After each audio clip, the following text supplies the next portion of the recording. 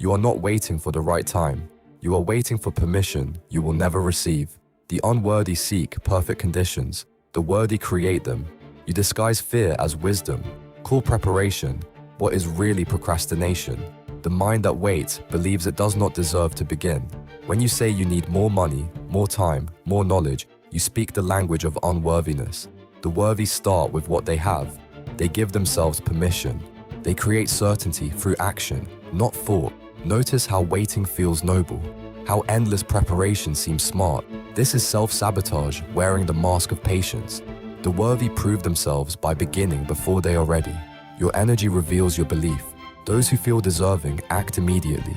Those who doubt themselves prepare endlessly. The stone does not wait to be carved. It submits to the chisel now. That's the marble mindset.